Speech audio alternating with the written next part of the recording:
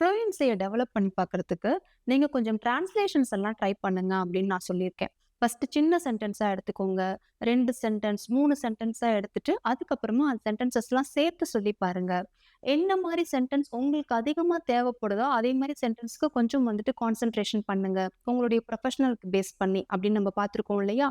இன்னைக்கு அதே மாரி ஒரு சின்ன டிரான்ஸ்லேஷன் பார்க்கலாமா? நான் எக்ஸாமுக்கு படிச்சுட்டு இருக்கும்போது கரண்ட் போயிடுச்சு. நான் எக்ஸாமுக்கு படித்துக் கொண்டிருந்த பொழுது, இத நம்ம எப்படி சொல்லலாம்? பாஸ்ட் கன்டினியூஸ் டென்ஸ்ல சொல்லலாமா? While I was studying for my exam அப்படின்னு சொல்லலாமா? கரண்ட் போயிடுச்சு. இத எப்படி சொல்லலாம்? The power went out. While I was studying for my exam, the power went out. முடிஞ்சிடுச்சா?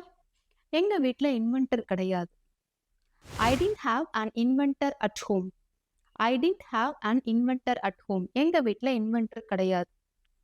நான் எக்ஸாமுக்கு என்னால நல்ல நல்ல விதத்துல ப்ரிப்பேர் பண்ண முடியல. அதனால எக்ஸாமுக்கு என்னால நல்லா ப்ரிப்பேர் பண்ண முடியல. இத எப்படி சொல்லலாம்? So, I could not prepare well for my exam.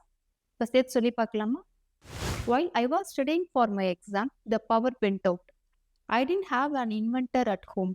So, I could not prepare well for my exam. இதே மாரி நீங்க கொஞ்சம் டிரான்ஸ்லேஷன்ஸ்லாம் எழுதி பிராக்டிஸ் பண்ணி பாருங்க.